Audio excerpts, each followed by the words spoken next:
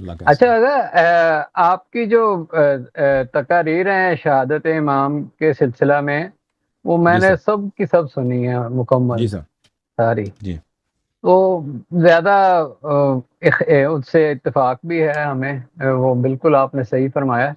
اور اس کے بارے میں جو شروع سے جو تصور دیا جاتا ہے نا کہ یہاں پہ کہ امام جو ہیں وہ گویا دین کو بچانے کے لیے نکلے تھے، یا انہوں نے ہوں خروج کیا تھا یا وغیرہ، وہ اب ہمیں سمجھ میں آ گیا ہے. ٹھیک ہے. جی سر، لیکن یہاں اگر ایک سوال یہ پیدا ہوتا ہے کہ جیسا آپ فرماتے ہیں کہ امام کو بہرحال معلوم تھا کہ کوفہ والے وفا نہیں کریں گے، اور ہوں ان کی فرامین سے بھی یہ ظاہر ہے کہ ان کی شہادت جو ہے وہ ہوں ناگزیر تھی. تو یہاں سے سوال یہ پیدا ہوتا ہے کہ ایسی صورت میں تمام خانوادے کو، بھائیوں، بچوں، بیویوں کو لے جانے میں کیا مصلحت تھی؟ فوج یزید کا مقصد تو امام سے ہی انتقام لینا تھا، ہوں امام کا ہی خون، امام کا ہی قتل کرنا تھا. تو سب کو لے جانے کی کیا مصلحت تھی؟ سب کو لے کہیں چھوڑ جاتے، کسی دوسری جگہ لے جاتے، بھیج تو دیتے، اس خود کی چلے کوئی جاتے. احادیث میں اس کی کوئی تصریح نہیں ہے. ہم جو کچھ کہیں گے نا کہ امام علیہ السلام اپنے بچوں کو کیوں ساتھ لے کے آئے، یہ اس کی کوئی صراحت کے ساتھ موجود نہیں. جو کچھ ہم کہیں گے وہ تجزیہ ہوگا ہمارا، جو ہمارا گمان ہوگا وہ ہو سکتا ہے یہ صحیح ہو یا غلط ہو. ہمیں جو لگتا ہے نا کہ اگر ان کو پیچھے مدینہ چھوڑتے، پہلی بات ہے کہ وہ خود راضی نہیں تھے، یا ان کے جو بھائی تھے نا وہ اپنے مولا کو اکیلا چھوڑنے کے لیے تیار نہیں تھے. یعنی وہ خود امام حسین علیہ السلام، کوئی بھی شخص سفر کرتا نا وہ اکیلا اس زمانے میں، آج بھی اکیلا سفر نہیں کرتا، کم از کم کچھ افراد اس کے ساتھ ہونے چاہیے. تو امام حسین علیہ الصلوۃ والسلام، یہ پہلی بات ہے کہ وہ ان کے جو بھائی تھے، ان کے جو خاص وفادار اصحاب تھے، وہ بے وفا لوگ نہیں تھے، ان کو اکیلا چھوڑنے کے لیے تیار نہیں تھے کہ چلے جائیں. اور پھر ان کا جو اہل خانہ تھا وہ بھی نہایت ہی پیار کرتے تھے امام حسین علیہ السلام سے کہ وہ ان کو اکیلا جانے دیں. پہلی بات یہ ہے کہ وہ یعنی امام علیہ السلام نے کسی کو زبردستی نہیں لایا، زبردستی کسی کو نہیں لایا، وہ لوگ خود مولا کے شیدائی تھے، فدائی تھے. دوسری بات یہ ہے کہ اگر ان کو پیچھے چھوڑتے، مجھے جو لگتا ہے، کوئی کسی حدیث میں نہیں ہے لیکن مجھے جو لگتا ہے کہ یہ لوگ اتنے ظالم تھے، اتنے خبیث تھے کہ یہ احتمال بہت تھا کہ امام علیہ السلام مثلا مکہ ہیں یا کوفے کی طرف جا رہے ہیں تو ان کو پیچھے سے یرغمال بنایا جائے، ہاسٹیج بنایا جائے، اور اس طرح ایک بہت ہی گناؤنی ہاسٹیج صورتحال بنایا جائے کہ وہ امام علیہ السلام کو بہت ہی مشکل صورتحال میں ڈالا جائے ان کے حیات اقدس میں. ٹھیک ہے نا. مجھے جو لگتا ہے یہی تھا کہ امام علیہ السلام نے اچھی طرح سے سوچا تھا کہ یہ جو مخالف ہیں ان کا فرقہ بنی امیہ، یہ صرف ان کا دشمن نہیں ہے بلکہ یہ پورے آل رسول علیہ السلام کے دشمن ہیں.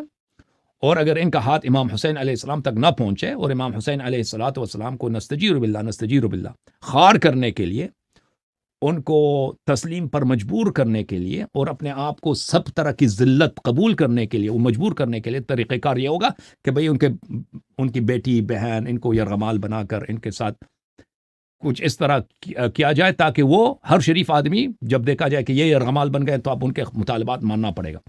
ہو سکتا ہے اس طرح کوئی مصلحت امام علیہ السلام کے نظر پاک سے گزری ہو. بہرحال امام حسین علیہ الصلوۃ والسلام، انہوں نے جو بھی کچھ کیا ہے اللہ کے حکم سے کیا ہے، وہ معصوم تھے اور اپنے حالات بہتر جانتے تھے، اور وہ بہت ہی نازک حالات تھے.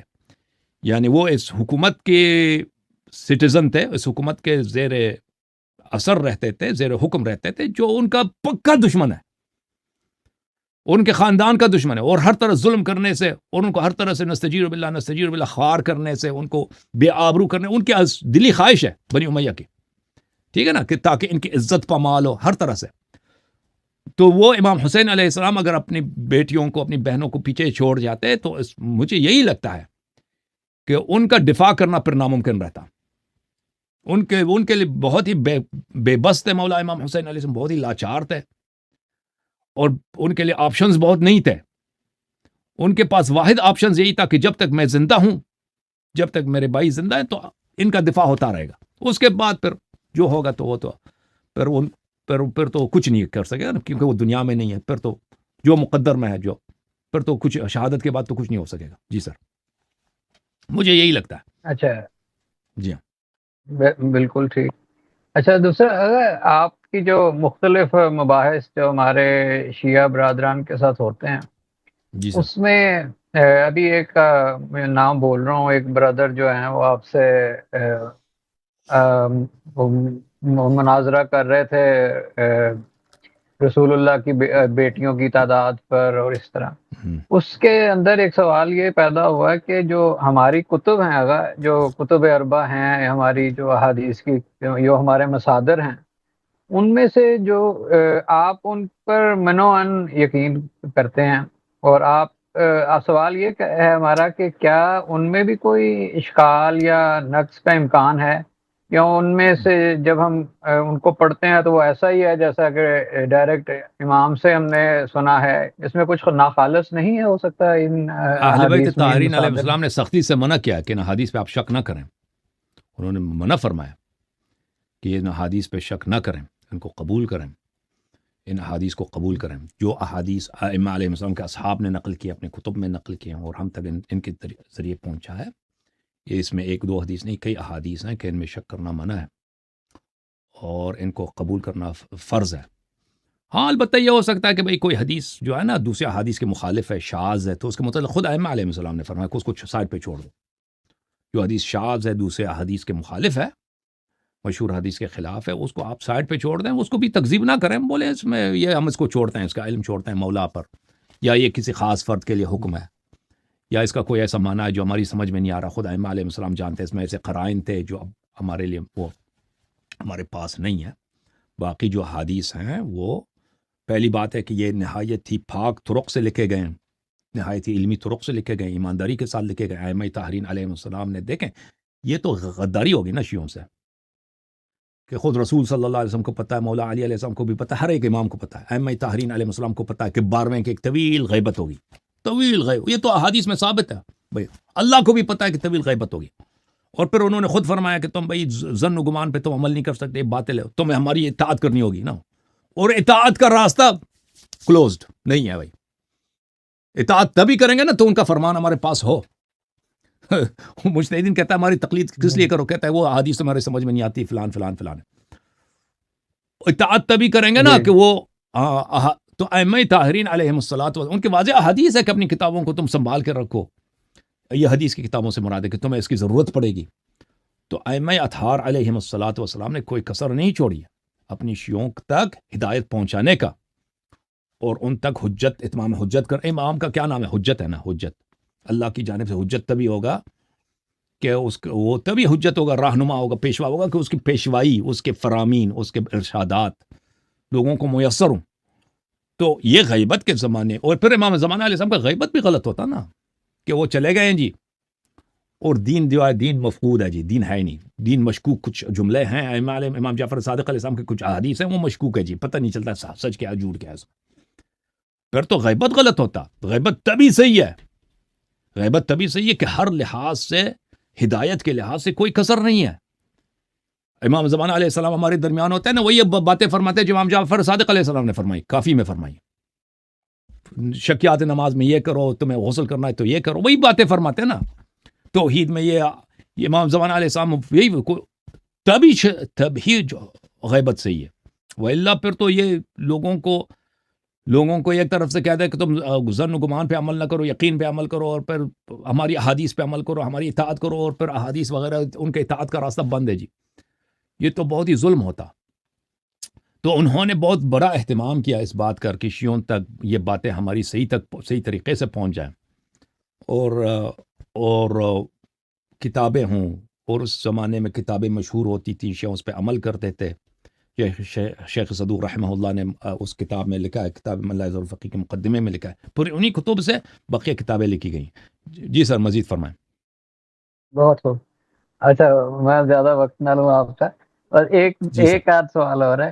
اچھا جی بسم جو اللہ بسم اللہ. ہمارے برادران آپ سے سوال کرتے ہیں رسول اللہ کی 2 صاحبزادیوں کو یکے بعد دیگرے خلیفہ سوم کے عقد میں دے دیا، تو آپ فرماتے ہیں کہ وہ حضور صلی اللہ علیہ وآلہ وسلم ان کے ہاں زندگی کے امور میں معصوم نہیں ہیں، مگر ہم تو حضور کو ہر حال میں معصوم سمجھتے ہیں. ہمیں آپ اس کی کیا توجیہ دیں گے؟ کیونکہ یہ ہدایت کوئی جو حرام نہیں ہے، وہ دیکھیں رسول اللہ پر جی، دیکھیں نکاح جو ہے نا ظاہر اسلام پر ہے۔ عثمان اس زمانے میں ایک عام مسلمان تھا، آتا ہے نماز پڑھتا ہے، ہجرت کی اس نے۔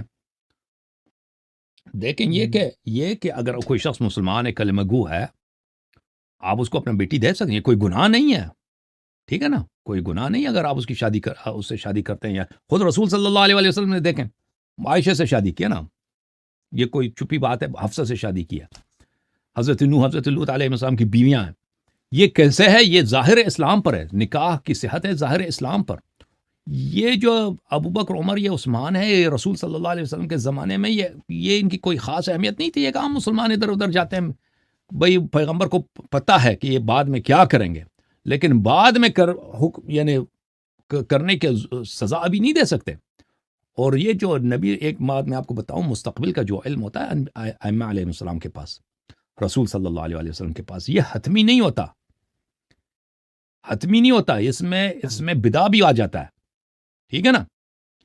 وہ ایک اللہ کے دو قسم علم ہے، اللہ ایک علم ہے جو اس نے انبیاء کو دی ہے، ہمارے نبی صلی اللہ علیہ وسلم کو دی ہے، ملائکہ کو دی ہے، اس میں چینجز ہو سکتا ہے، یعنی نبی صلی اللہ علیہ وسلم کسی بات کی، یہ شیعہ حضرات پر اس کا ذاکرین جو ہے نا اس کا مذاق اڑا دیں گے۔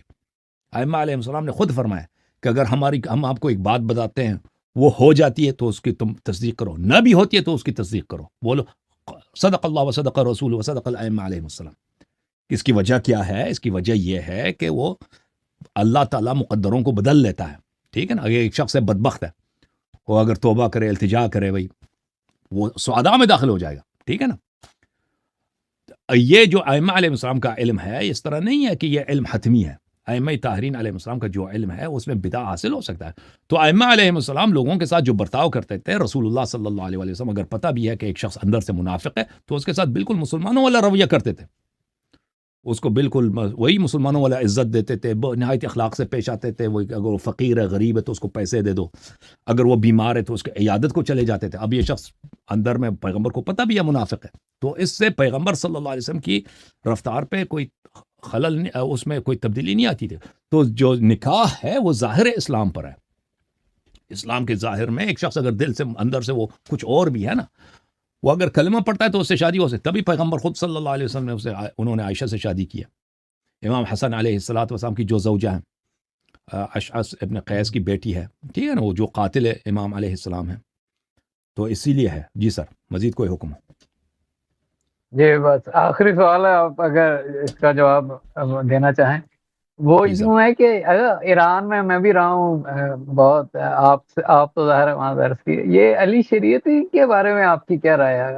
اس کے یہ علی شریعتی جو ہوتے ہیں نا، یہ اس کے والد صاحب مشہد میں ایک انٹلیکچوئل تھے، ایک ریلیجیس اسپیکر تھے۔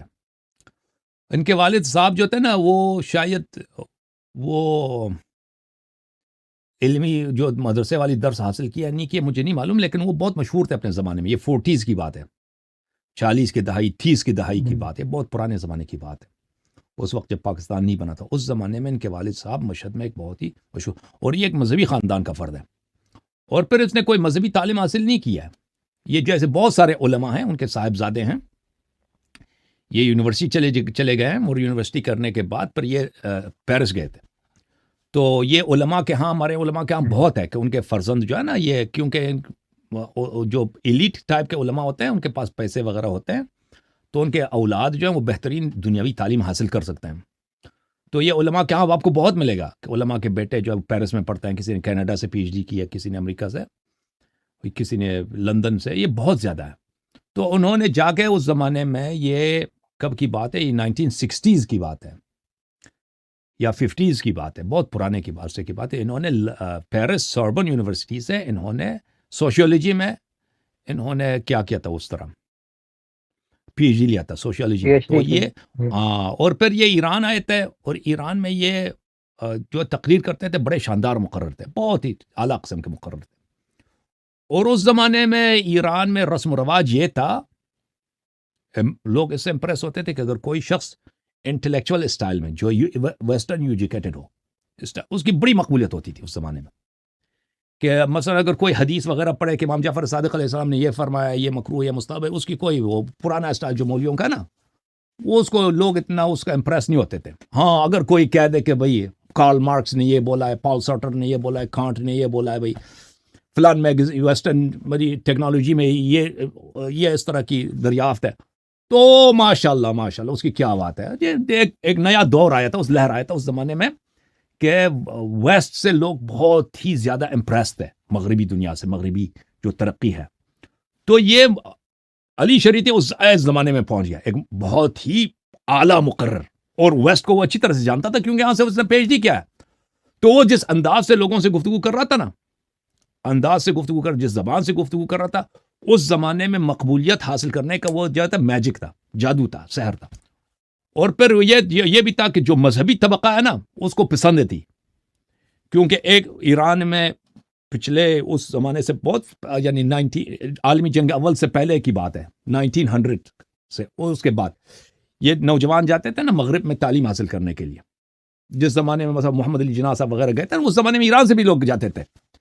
ایران سے جو لوگ جاتے تھے وہ زیادہ لندن نہیں جاتے تھے تعلیم کے لیے, وہ زیادہ جاتے تھے فرانس یا سوئٹزرلینڈ یا یہ آسٹریا یا جرمنی, ان ممالک میں. انڈیا پاکستان سے لوگ زیادہ جاتے تھے لندن. یہ بہت کم لوگ یعنی اس زمانے میں اگر آپ جائیں 1890 1880 1910 کم لوگ جو پیسے والے لوگ تھے نا, بڑے خاندان کے افراد, یہ یورپ تعلیم حاصل کرنے کے لیے جاتے. تو ایران سے بھی بہت سارے لوگ گئے تھے اس زمانے میں, اور یہ جب واپس آتے تھے تو یہ بالکل مثلا یہ ان کا نیا طرز فکر ہوتا تھا.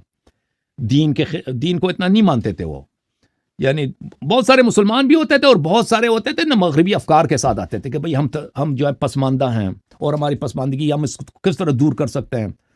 تو وہ بہت سارے کہتے تھے بھئی یہ دینی باتیں, وہ کھل کے تو نہیں کہتے تھے لیکن ان کے اندر کی بات یہی تھی کہ یہ دین کی باتیں غلط ہیں, تو ہمیں یہ باتیں یہ خرافات ہیں وغیرہ چھوڑ دینی چاہیے. اس طرح کے افکار ایران میں اس زمانے میں بہت تھیں, اور بہت زور حجاب جو ہے نا, حجاب کو جو بیان ہوا تھا نا محمد رضا شاہ پہلوی کے والد رضا پہلوی جو فرسٹ پہلوی ہے, اس نے حجاب کو بند کیا تھا.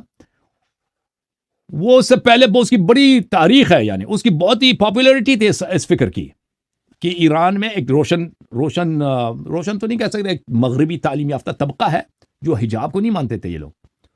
تو ایک بہت اس کے لیے ایک سوشل ایکسیپٹنس تھی, پاپولیرٹی تھی, تبھی اس نے اس کو بین کیا تھا حجاب کو. عرض یہ ہے تو مذہبی جو طبقہ تھا نا, ان کے پاس ایسا آدمی بہت کم تھے جو مغربی ایجوکیٹڈ لوگوں کے ساتھ اسلام کا دفاع کر سکے, دین کا دفاع کر سکے. ٹھیک ہے نا. تو یہ علی شریعتی جب آیا, یہ تو مذہبی خاندان کا فرد تھا اور اس نے تقریر کرنا شروع کیا تھا اسلام کے دفاع میں. اور یہ علماء کے لب و لہجہ نہیں تھا اس کا, بالکل ایجوکیٹڈ, ویسٹرن ایجوکیٹڈ ان کے اصطلاحات کے ساتھ. خود بھی ایک پروفیسر تھا یونیورسٹی کا, تو اس کی بڑی مقبولیت ہوئی تھی اس زمانے میں. لیکن اس کے جو افکار تھے وہ کافی اہل سنت سے متاثر تھے. وہ اہل بیت علیہ السلام سے بہت محبت کرتا تھا, یعنی شیعہ تھا, واقعاً شیعہ تھا. حضرت فاطمہ الزہرا السلام علیہ سے محبت کرتا, لیکن کیونکہ وہ خود دینی اس کی معلومات نہیں تھی, تو اس نے وہ مثلا پڑھا تھا, اس نے تاریخ ابن کثیر پڑھا تھا نا, تو اس کا جو تاریخ کا اسلام میں کیا ہوا, اس کے جو پورا نیریشن ہے, اس کا جو طرز تفکر ہے وہ اہل سنت والی تھی. بہت دفعہ وہ ابو بکر عمر کی تعریف بھی کر لیتا تھا, اور وہ بعض باتوں میں وہ کیونکہ وہ اس کا اپنا کوئی دینی تو تعلیم تو تھی نہیں بھائی, بہت سی باتوں میں وہ مارکسسٹ لوگوں کا, جو مارکسسٹ لوگ تھے ان کا بھی ان سے بھی متاثر تھا.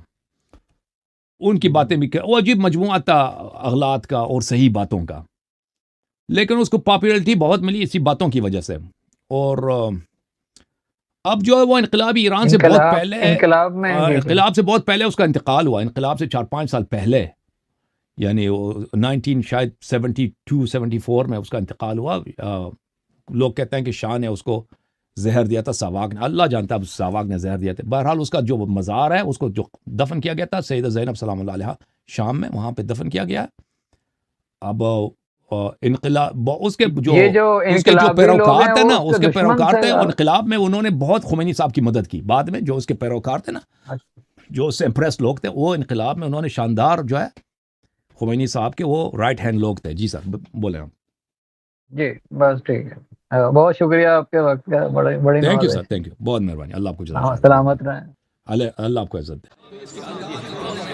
جھوم جاؤ، شیو جھوم جاؤ، پرواز کرو، کیوں فخر سے سر اٹھا، کیونکہ اللہ تعالیٰ نے تمہیں انتخاب کیا، صراط حق پر صرف تم ہو، صراط ایمان پر صرف کیا، کیونکہ اللہ تعالیٰ نے تمہیں انتخاب کیا، صراط حق پر صرف تم ہو، صراط ایمان پر صرف